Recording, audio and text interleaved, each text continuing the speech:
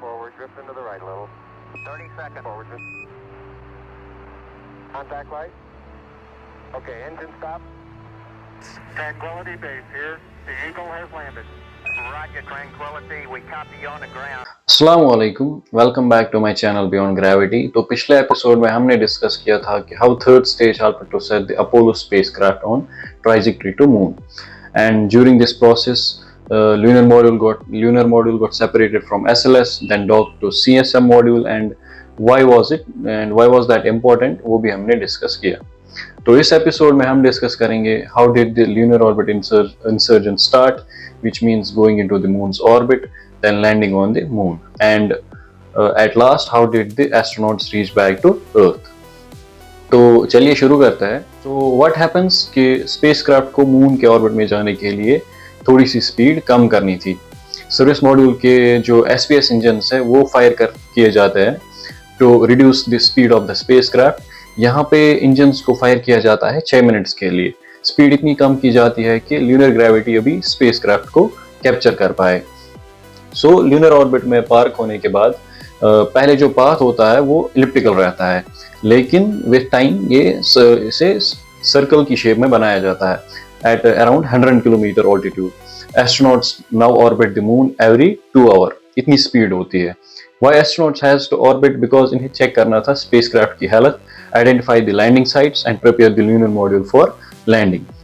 Now again lunar module जो है वो सेपरेट होता है CSM मॉड्यूल से, and this time CSM remains in the orbit. ये क्यों करना पड़ा, let's explain that. CSM module जो है वो डिजाइन किया गया था to bring the astronauts back from the lunar orbit to Earth, while as lunar module जो था वो डिजाइन किया गया था to land on the moon and then come back into the lunar orbit and dock with the CSM again. तो होता क्या है कि small thrusters pushed the lunar module away from the CSM module. इससे पहले जो 2 astronauts Neil Armstrong and Aldrin है वो ल्यूनर मॉड्यूल में आ गए थे through pressurized channels, and one astronaut remained in the moon's orbit in CSM module. Now comes the important part. After separation, lunar module अब start करता है journey towards the moon's surface. तो moon पे land करने के लिए lunar module को speed continuous कम करनी थी। Unlike typical rocket engines which just either go fully on or fully off, here throttable engines were used, यानी कि astronauts could smoothly increase or decrease thrust. So this whole phenomenon was controlled by Neil Armstrong. And when coming close to the moon's surface, he first found boulders where he could have not landed the spacecraft. So after manually controlling the lunar module, he flied lunar module little bit forward to find the right spot for landing. तो कुछ second बाद lunar module ने land किया and message was sent: Houston, Tranquility Base here, the Eagle has landed. For the first time in history, humans had reached somewhere far off from the Earth.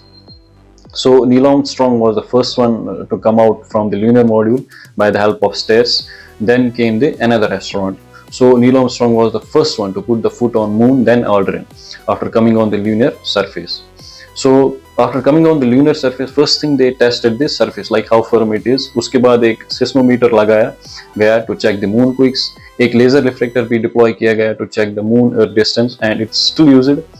Then samples collect किए गए, कुछ photographs उठाए lunar surface के, and at last US flag was planted.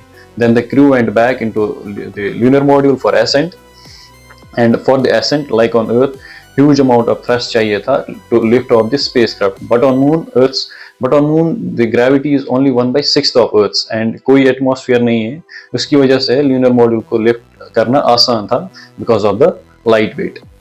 Like ascent के लिए engine जो use हुआ, उस once igniting, there was no backup and no way to abort. If engines failed, astronauts would have been stranded on moon forever. So engine को ignite करने के लिए इधर hyperbolic propellants यूज किए गए थे जो बस कांटेक्ट में आके ही ignite होते थे. No outsider igniter was to be used. Now जब lunar module ने ascent start किया, इसे once again CSM module जो कि lunar orbit में था उसके साथ डॉक होना था. Lunar orbit में डॉक होने के बाद सैंपल्स ट्रांसफर हुए, एस्ट्रोनॉट्स वापस CSM में बैठे, then again lunar module got discarded, मतलब सेपरेट हुआ फिर से CSM से, क्योंकि इसका अब कोई काम नहीं था।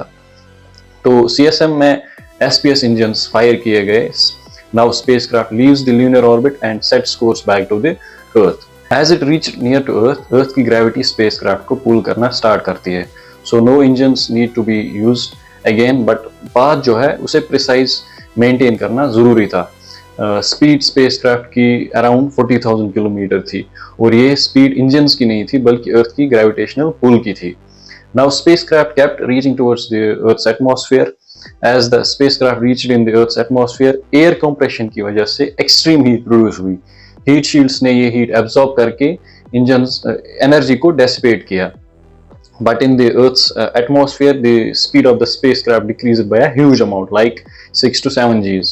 और जब तक स्पीड 0.8 मैक नंबर पे पहुंची तब पैराशूट्स डिप्लॉय किए गए at an altitude of around 3 kilometre and splashdown speed was around 35 kilometre per hour. ये स्पीड सेफ थी फॉर ओशन में लैंड करने के लिए। सो ये पैरामीटर्स फॉलो करने के बाद स्पेसक्राफ्ट ने लैंड किया अर्थ की सरफेस पे and history was made. Apollo 11 finished finally and the mission was completed. That's it. I hope आप सब लोगों को ये सीरीज पसंद आई होगी and for now I can say goodbye and take care. मिलते हैं आपसे नए वीडियोस में।